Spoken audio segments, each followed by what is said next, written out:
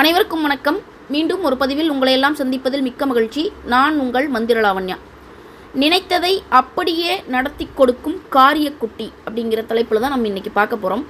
இந்த பதிவு குட்டிச்சாத்தான் வகைகளில் ஒரு வகையாக மிக பிரபலமாக பயன்படுத்தப்பட்டு வந்த காரியக்குட்டி அப்படிங்கிற ஒரு குட்டிச்சாத்தானை பற்றிய பதிவு.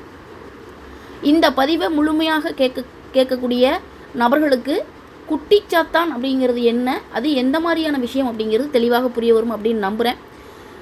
மக்களே, இந்த சோஷியல் மீடியாக்கள், ஃபேஸ்புக், வாட்ஸ்அப், மற்ற எல்லா விதமான சோஷியல் மீடியாக்கள் வந்த பிறகு இந்த குட்டிச்சாத்தான் பற்றின நிறைய விதமான தகவல்கள், நிறைய விதமான விஷயங்கள் அல்லது குட்டிச்சாத்தான் சம்மந்தப்பட்ட அத்தனை விதமான தகவல்களும் நம்மளுக்கு கிடைக்கிது. ஆனால் இந்த குட்டிச்சாத்தானுடைய உபயோகம் நல்லா தெரிஞ்சுக்குங்க. இந்த குட்டிச்சாத்தானுடைய உபயோகம் அப்படிங்கிறது பழங்காலத்திலிருந்தே, ஆதி காலத்திலிருந்தே வந்தது.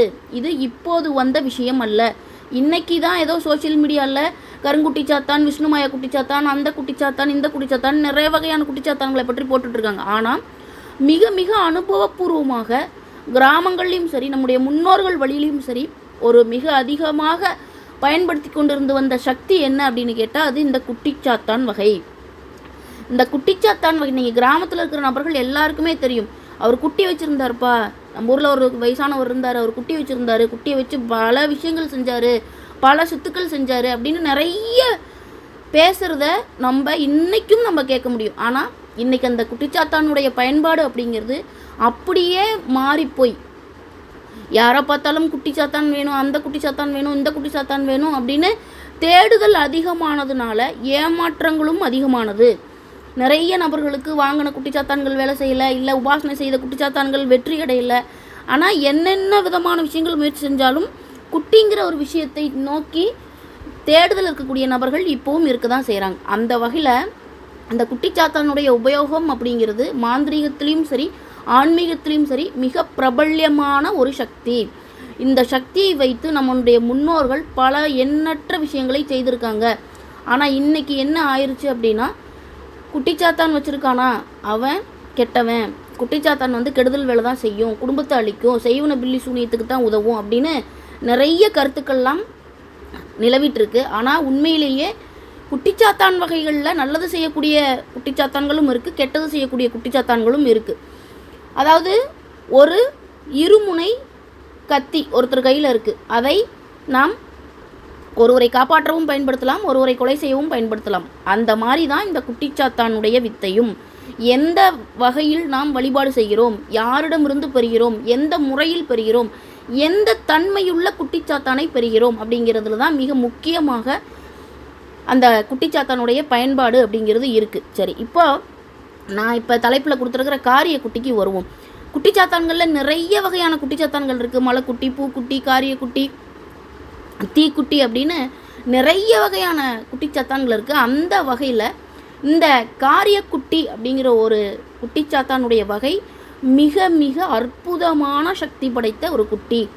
இது முழுக்க முழுக்க மனிதர்களுக்கு தேவையான கேட்கக்கூடிய அத்தனை விஷயங்களையும் செய்து கொடுக்கக்கூடிய குட்டி இந்த காரியக்குட்டி. பேரே காரியக்குட்டி. நாம் என்ன காரியத்தை நினைக்கிறோமோ, நாம் என்ன காரியத்தை சாதித்து கொடுக்கிறோமோ, அது அஷ்டகர்மமாக இருந்தாலும் சரி, இல்லை சொந்த வாழ்க்கையில் நமக்கு தேவையான காரியங்களாக இருந்தாலும் சரி, ஒரு தொழில் முறையில் பெரிய அளவில் வரணும், மாந்திரிகத்தில் பெரிய அளவில் வரணும், நம்ம தொடர காரியங்கள் அத்தனையுமே ஜெயிக்கணும், நம்ம எடுத்து கொடுக்கக்கூடிய வித்தைகள் அத்தனையுமே பழிக்கணும், ஒரு வசிய வேலைகள் பழிக்கணும், இல்லை செல்வம் செல்வாக்கு நமக்கு அதிகரிக்கணும், புயர் புகழ் பெறணும், இப்படி எந்த காரியத்தை இந்த பூவுலக வாழ்வில் நாம் நம்முடைய நன்மைக்காக கேட்கிறோமோ அந்த காரியங்களை அப்படியே சாதித்து கொடுக்கக்கூடிய குட்டி தான் இந்த காரியக்குட்டி. இந்த காரியக்குட்டியுடைய உபாசனை அப்படிங்கிறது நிறைய நபர்கள்ட்ட இல்லை, இது நிறைய பரவலாகவும் இல்லை. நிறைய இந்த குட்டிச்சாத்தானுடைய வழிபாட்டு முறை, இந்த குட்டிச்சாத்தனை உருவாக்கக்கூடிய முறை அப்படிங்கிறதும் இன்றைக்கி நிறைய பேர்கிட்ட இல்லை. ஆனால் இந்த காரியக்குட்டி அப்படிங்கிற ஒரு விஷயத்தை பயன்படுத்தி நம்முடைய முன்னோர்கள் நிறைய விதமான விஷயங்களை செய்திருக்கிறார்கள். அது சித்தாக இருக்கட்டும், இல்லை அடுத்தவர்களுக்கு நல்லது செய்யக்கூடிய விஷயமா இருக்கட்டும், எதிரிகளுடைய விஷயமா இருக்கட்டும். ஏன்னா ஒரு சக்தியை வைத்து நல்லதும் செய்யலாம், கெட்டதும் செய்யலாம். நம்ம மனநிலை என்னவோ, நம்மளுடைய எண்ண ஓட்டம் என்னவோ அதற்கு தகுந்த மாதிரி தான், நாம் எதை கேட்கிறோமோ அதுக்கு தகுந்த மாதிரி தான் இந்த சக்திகள் எல்லாமே நமக்கு கட்டுப்பட்டு வேலை செய்யும். அப்படி இந்த காரியக்குட்டி அப்படிங்கிற ஒரு விஷயம் மிகச்சிறந்த ஒரு சக்தியாக மாந்திரீகத்தில் அனுபவமாக செய்து கொண்டிருக்கக்கூடிய நபர்களுக்கு தெரியும். இந்த காரியக்குட்டி அப்படிங்கிறது மிகச்சிறந்த சக்தி வாய்ந்த ஒரு குட்டிச்சாத்தன் வகைகளில் ஒன்று. இந்த காரியக்குட்டியை வைத்து நான் முன்னமே சொன்ன மாதிரி தொழில் வளர்ச்சி, பெரும் தொழில் வளர்ச்சி, பெரிய பெரிய தொழில் அல்லது பெரிய பெரிய புகழ் பெறணும், பெரிய அளவில் நம்ம செய்யக்கூடிய காரியங்கள் ஜெயிக்கணும், பெரிய பெரிய வேலைகள் நம்மளுக்கு நடக்கணும், நம்ம நினைக்கிற வேலைகள் நம்ம நினைக்கிற மாதிரி நடக்கணும், காசு பணம் வரணும் அப்படின்னு எந்த விதமான இந்த பூவுலக வாழ்க்கைக்கு தேவையான சங்கல்பங்களை நாம் வைத்து இந்த காரியக்குட்டியிடம் நாம் சங்கல்பத்தை வைக்கிறோமோ அல்லது இந்த காரியக்குட்டியை நாம் பிரயோகப்படுத்துகிறோமோ அந்த காரியங்களை உடனுக்குடன் நடத்தி கொடுக்கக்கூடிய வல்லமை பெற்றது தான் இந்த காரியக்குட்டி. இந்த காரியக்குட்டியுடைய உபாசனை பூஜை முறை அப்படிங்கிறது சைவ பூஜை, அசைவ பூஜை ரெண்டுலேயுமே இருக்குது.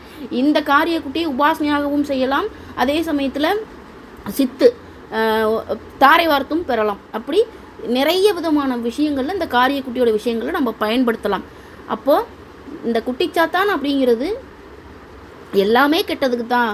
அதை குட்டிச்சாத்தான்னு போயிட்டாலே அது கெட்டது தான் செய்யும், குடும்பத்தை அழிச்சிரும், வம்சத்தை அழிச்சிரும், குலதெய்வத்துக்கு சரியாக வராது அப்படின்னு நிறைய கூற்றுகள் இருக்குது.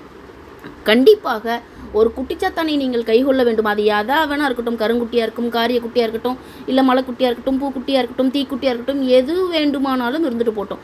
நீங்கள் ஒரு குட்டிச்சாத்தானுடைய வழிபாட்டுக்குள்ளே வரணும், ஒரு குட்டிச்சாத்தானை நீங்கள் கைகொள்ளணும், அது உங்களுக்கு சேவை, அது உங்களுக்கு வேலைகளை செய்து கொடுக்கணும். அப்படின்னா கண்டிப்பாக உங்களுடைய குலதெய்வத்தினுடைய அனுமதி தேவை.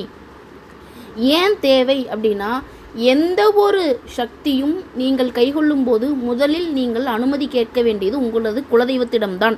அது அந்தந்த குருமார்கள் யாருக்கு கொடுக்குறோம், இப்போ தாரை வார்த்தையே கொடுக்குறாங்க, இந்த குட்டி எடுத்துகிட்டு போங்க வேலை செய்யும் அப்படின்னு சொல்லியே கொடுக்குறாங்க அப்படின்னா கூட முதல்ல உங்களுடைய தகவல்கள் எல்லாம் வாங்கி இந்த குட்டி இவங்க வம்சத்துக்கு போகும்போது இவங்களுக்கு நன்மை செய்யுமா, இந்த குட்டிச்சாத்தான் இவங்களுக்கு சரியான முறையில் வேலை செய்யுமா, அதுக்கு அவங்களுடைய குலதெய்வத்துடைய உத்தரவு இருக்கா, அவங்க குல முன்னோர்களுடைய உத்தரவு இருக்கா அப்படிங்கிறதெல்லாம் தெளிவாக தெரிந்து கொண்டு தந்தால் மட்டுமே இந்த மாதிரியான குட்டிச்சாத்தான், யக்ஷினி போன்ற சக்திகள் எந்தவித தொந்தரவும் செய்யாமல் நமக்கு அது வேலை செய்து கொடுக்கும். அதை பார்த்து தான் ஒரு குருநாதர் அதை வாங்க வரும் நபர்களுக்கு கொடுப்பாங்க. அதுதான் உண்மை. அப்படி தான் வாங்குறவங்களும் வாங்கணும். சும்மா நெட்டில் இந்த மந்திரத்தை பார்த்தேன், படிக்க ஆரம்பித்தேன், அந்த மாதிரி வேற ஒருத்தவங்க கொடுத்தாங்க, குட்டிச்சாத்தானுடைய மந்திரம் வேற ஒருத்தவங்க கொடுத்தாங்க, இல்லை குட்டிச்சாத்தானே ரெடி பண்ணி பணம் கொடுத்து நான் வாங்கிட்டு வந்தேன், இல்லை குட்டிச்சாத்தானோட உபாசனையை வாங்கிட்டு வந்தேன், அதை வந்ததுக்கப்புறம் எனக்கு பிரச்சனை ஆயிடுச்சு, இல்லை எனக்கு சரியாக வரலைன்னு சொல்லக்கூடிய நபர்கள் ஒரு விஷயத்தை மட்டும் தெளிவாக தெரிஞ்சுங்க. இந்த மாதிரியான சக்திகளை கைகொள்வது பெரிய விஷயம் இல்லை.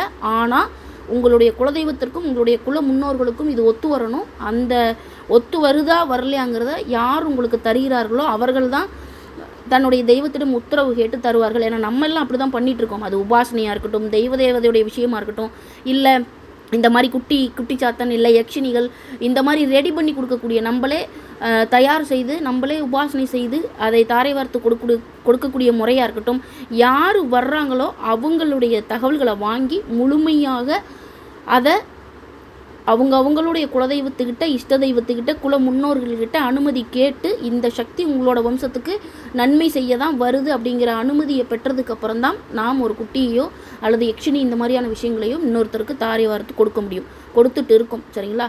அதனால் குட்டிச்சாத்தான் அப்படின்னாலே எல்லாமே தவறான விஷயம் அப்படின்னு நினைக்க வேண்டாம். இதுபோல் இன்னும் நிறைய மறைவில் இருக்கக்கூடிய குட்டிச்சாத்தன்களை பற்றி நம்முடைய அனுபவ வாழ்க்கையில் நம்முடைய முன்னோர்கள் பயன்படுத்தின குட்டிச்சாத்தன்களை பற்றி ஒவ்வொரு பதிவாக நான் போடுறேன். இந்த பதிவு எல்லாமே இந்த மாதிரிலாம் நம்ம முன்னோர்கள் ஒரு விஷயம் இருக்குது, பயன்படுத்தி இருக்காங்க, அனுபவத்தில் இருந்திருக்கு. நிறைய அனுபவங்களை நீங்கள் கேட்கலாம். இந்த நம்ம மாந்திரிகத்தை பற்றி, ஆன்மீகத்தை பற்றி தேடக்கூடிய நபர்கள் தேடி பாருங்கள். இந்த மாதிரியெல்லாம் கண்டிப்பாக ஊருக்கு ஒருத்தராவது இருப்பாங்க இந்த மாதிரியான அனுபவங்களை எல்லாம் பெற்றவர்கள். அதனால் இது மாதிரியெல்லாம் இருக்குன்னு உங்களுக்கு சொல்கிறதுக்காக இந்த மாதிரியெல்லாம் சக்திகளை வைத்து நல்ல முறையில் நம்முடைய முன்னோர்கள் மற்றவர்களுக்கு நன்மை செய்யவும், தன்னுடைய நன்மையை பாதுகாத்துக்கவும், தன்னுடைய வாழ்க்கையில் நிம்மதியான சூழலை உருவாக்கி வாழவும், அதே சமயத்தில் தன்னை நம்பி வரவர்களுக்கும் ஒரு நிம்மதியான சூழலை ஏற்படுத்தி கொடுக்கவும் பயன்படுத்தி இருக்காங்க. இதெல்லாமே பயன்பாட்டில் இருந்திருக்குது அப்படிங்கிறதை சொல்வதற்காகத்தான் நம்ம நிறைய விதமான தெய்வ தேவதைகளை பற்றி, குட்டிச்சாத்தான்களை பற்றி, யக்ஷினிகளை பற்றிய பதிவுகளை தொடர்ந்து நம்ம போட்டுக்கிட்டே இருக்கோம். சரிங்களா? இந்த பதிவு உங்களுக்கு ஏதாவது ஒரு சின்ன வகையில் பயனுள்ளதாக இருக்கும் அப்படின்னு நான் நம்புகிறேன். மீண்டும் வேறொரு பயனுள்ள பதிவில் சந்திப்போம். நன்றி, வணக்கம். நான் உங்கள் மந்திர லாவண்யா, ஸ்ரீ மகாசக்தி மந்திராலயம்.